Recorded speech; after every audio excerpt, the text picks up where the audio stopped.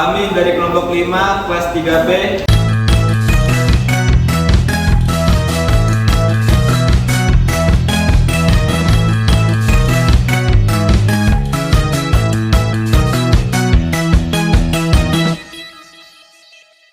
ingin memaparkan materi tentang aset tidak berwujud untuk memenuhi tugas mata kuliah Akuntansi Keuangan Menengah 1.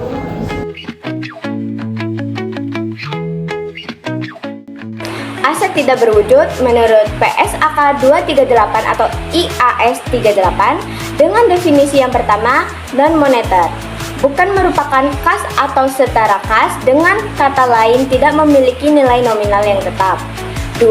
Tidak memiliki wujud fisik, dengan contoh hak paten, hak cipta, merek dagang, waralaba, lisensi, dan goodwill.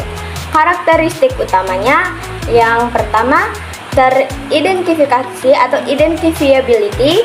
2. Pengendalian atau control. 3. Manfaat ekonomi masa depan atau future economy benefits. Klasifikasi aset tidak berwujud berdasarkan masa manfaat. Yang pertama, masa manfaat terbatas atau limited life. Aset yang manfaat ekonominya diperkirakan hanya dinikmati perusahaan selama periode waktu tertentu ditentukan oleh faktor kontraktual, hukum, atau ekonomi. Contoh, hak paten masa manfaat hukumnya hanya 20 tahun. Perlakuan akuntansi aset ini harus diamortisasi selama masa manfaatnya. Yang kedua, masa manfaat tidak terbatas atau indefinite life. Aset yang tidak terdapat batas waktu yang dapat diperkirakan atas periode aset tersebut diharapkan menghasilkan arus kas masuk neto bagi entitas. Contoh, merek dagang dapat diperbarui terus-menerus tanpa batas waktu. Perlakuan akuntansi aset ini tidak diamortisasi. Penurunan nilai aset ini harus diuji penurunan nilai setidaknya setiap tahun sekali. Pengakuan dan pengukuran awal aset tidak berwujud. A. Prinsip umum pengakuan. Untuk mengakui suatu aset tidak berwujud, ada dua prinsip utama. Yang pertama, kemungkinan manfaat ekonomi masa depan. Artinya, aset tersebut harus memberikan manfaat ekonomi di masa depan, misalnya meningkatkan pendapatan atau efisiensi perusahaan. Yang kedua, pengukuran biaya yang andal. Aset tidak berwujud diukur sebesar biaya perolehan atau cost sesuai PSAK 19 PSAK 238. Jadi nilainya harus dapat diukur secara jelas dan dapat dipercaya. Yang B, akuisisi terpisah. Jika aset tidak berwujud dibeli secara terpisah, maka pengukuran berdasarkan harga perolehannya yaitu harga beli ditambah biaya terkait lainnya, seperti biaya instalasi atau biaya legal. Yang C, akuisisi melalui kombinasi bisnis. Dalam kombinasi bisnis ada dua hal penting. Yang pertama, pengakuan nilai wajar. Aset tidak berwujud harus diakui secara terpisah dari goodwill dan diukur sebesar nilai wajar pada tanggal akuisisi. Yang kedua ada goodwill. Goodwill dihitung dengan rumus harga beli dikurang nilai wajar aset neto yang diidentifikasi. Jadi, jika perusahaan membeli perusahaan lain, selisih lebih yang tidak dapat diidentifikasi sebagai aset dicatat sebagai goodwill. Yang D, aset tidak berwujud yang dihasilkan secara internal. Aset tidak berwujud yang dihasilkan sendiri memiliki perlakuan khusus. Yang pertama, tahap penelitian. Semua biaya penelitian harus dibebankan langsung karena belum ada bukti manfaat ekonomi masa depan. Yang kedua, ada tahap pengembangan. Biaya boleh dikapitalisasi sebagai aset jika 6 kriteria kumulatif terpenuhi, seperti adanya kemampuan menghasilkan manfaat ekonomi dan kemampuan menyelesaikan proyek. Yang ketiga, pengeluaran, pemasaran, dan pelatihan. Tidak boleh dikapitalisasi, semuanya diakui sebagai beban. Yang keempat, biaya perangkat lunak atau software. Perangkat lunak dapat diakui sebagai aset jika memenuhi syarat pengembangan, atau diperoleh dari pihak lain. Yang kelima ada biaya situs web atau website berdasarkan ISAK 14. Pengakuannya tergantung tahap pembuatannya seperti desain, pengembangan, dan operasional. Amortisasi aset tidak berwujud. Amortisasi adalah alokasi sistematis jumlah tersusutkan dari aset tidak berwujud selama masa manfaatnya. Hanya aset tidak berwujud bermasa manfaat terbatas yang wajib diamortisasi. Metode yang digunakan untuk amortisasi aset tidak berwujud. Yang pertama garis lurus, yang kedua saldo menurun, yang ketiga unit produksi. Penentuan masa manfaat. Masa manfaat yang digunakan adalah periode yang lebih pendek antara masa manfaat ekonomi yang diestimasi dan periode hukum atau kontrak. Contoh, lisensi 10 tahun tetapi diperkirakan usang dalam 6 tahun, maka gunakan 6 tahun. Ulang estimasi. Masa manfaat dan metode amortisasi harus ditinjau ulang setidaknya setiap akhir tahun buku. Perubahan estimasi ditetapkan sebagai prospektif. Contoh soal masa manfaat terbatas. Penentuan masa manfaat PT Edukasi membeli lisensi perangkat lunak untuk pembelajaran online dengan harga perolehan 400 juta pada 1 Januari 2001. Kontrak lisensi tersebut berlaku selama 10 tahun. Namun, berdasarkan tren teknologi, manajemen memperkirakan perangkat lunak ini akan digantikan dan menjadi usang dalam 6 tahun ke depan. Jawabannya yaitu masa manfaat yang digunakan untuk amortisasi yaitu 6 tahun.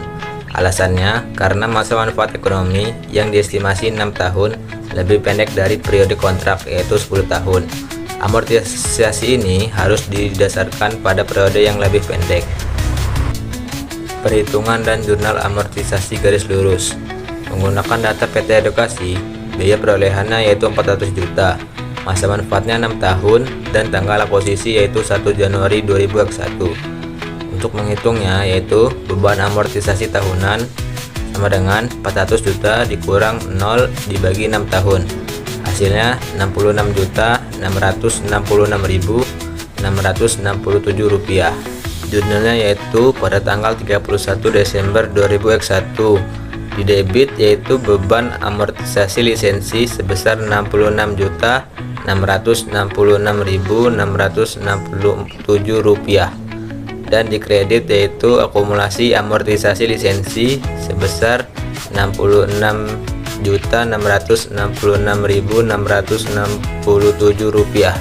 Penurunan nilai aset tidak berwujud atau impairment. Penurunan nilai aset adalah kondisi di mana nilai tercatat suatu aset melebihi nilai terpulihkannya. Pengaturan penurunan nilai aset diatur dalam PSAK 48. Aset tidak berwujud bermasa manfaat terbatas. Hanya diuji penurunan nilainya jika ada indikasi atau pemicu. Pemicu dapat bersifat eksternal maupun internal. Yang eksternal contohnya penurunan nilai pasar aset, perubahan signifikan pada lingkungan teknologi, pasar, ekonomi, atau hukum. Yang internal contohnya bukti keusangan atau kerusakan fisik aset, perubahan signifikan dalam cara penggunaan aset, misalnya penghentian. Terdapat dua tahap prosedur pengujian. Tahap 1, bandingkan nilai tercatat dengan nilai terpulihkan. Jika nilai tercatat lebih besar daripada nilai terpulihkan, maka terjadi kerugian penurunan nilai. Sebaliknya, jika nilai tercatat lebih kecil daripada nilai terpulihkan, maka tidak ada penurunan nilai. Tahap 2, hitung kerugian penurunan nilai. Kerugian penurunan nilai sama dengan nilai tercatat dikurangi nilai terpulihkan. Aset tidak berwujud bermasa manfaat tidak terbatas termasuk goodwill. Aset tidak berwujud bermasa manfaat tidak terbatas dan goodwill memiliki perlakuan penurunan nilai yang berbeda. 1. Pengujian penurunan nilai tahunan. Aset dengan masa manfaat tidak terbatas dan goodwill wajib diuji penurunan nilai setidaknya sekali dalam setahun. 2. Penentuan unit penghasil kas atau cash generating unit.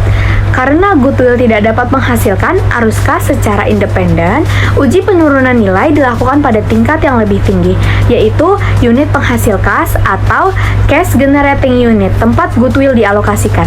Contoh soal perhitungan penurunan nilai goodwill. PT Akuisisi mengakuisisi PT Target dan mengakui goodwill sebesar 300 juta rupiah. Goodwill ini dialokasikan ke CGUA pada 31 Desember 2000X4. Rincian CGUA adalah nilai tercatat aset teridentifikasi tanpa goodwill sebesar 1 miliar 500 juta rupiah. Nilai tercatat goodwill 300 juta rupiah.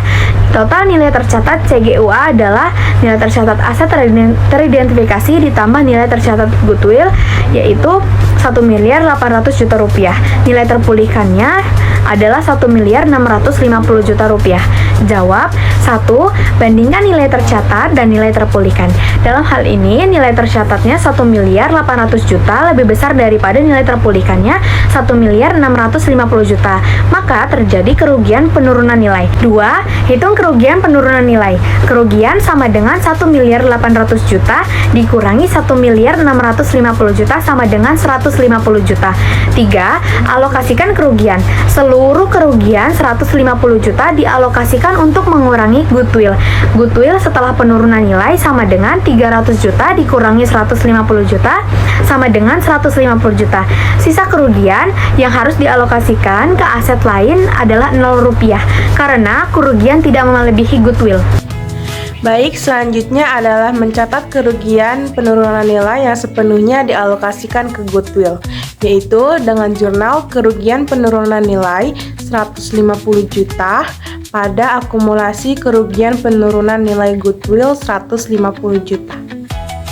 Penyajian dan pengungkapan aset tidak berwujud. Bagian ini membahas bagaimana aset tidak berwujud disajikan dalam laporan posisi keuangan atau neraca dan informasi penting apa saja yang harus diungkapkan dalam catatan atas laporan keuangan atau CALK sesuai dengan standar akuntansi yang berlaku. Yang pertama, penyajian aset tidak berwujud di laporan posisi keuangan atau neraca. Aset tidak berwujud seperti hak paten, merek dagang, atau goodwill disajikan dalam laporan posisi keuangan sebagai bagian dari aset tidak lancar atau non-current asset. Penyajiannya harus mencerminkan nilai buku bersih, yaitu biaya perolehan dikurangi dengan akumulasi amortisasi dan akumulasi kerugian penurunan nilai. Yang kedua, pengungkapan dalam catatan atas laporan keuangan atau CALK. Pengungkapan di CALK adalah krusial untuk memberikan pemahaman penuh kepada pengguna laporan keuangan tentang sifat, jumlah, dan perubahan aset tidak berwujud. Kebijakan akuntansi, metode amortisasi, dan kebijakan pengakuan biaya dilewati atau dikapitalisasi. Informasi kuantitatif disajikan dalam bentuk tabel rekonsiliasi yang menunjukkan pergerakan biaya perolehan, akumulasi amortisasi, dan akumulasi penurunan nilai. Informasi kualitatif penting, deskripsi dan estimasi umur manfaat aset signifikan, serta total biaya lead bank yang dibebankan.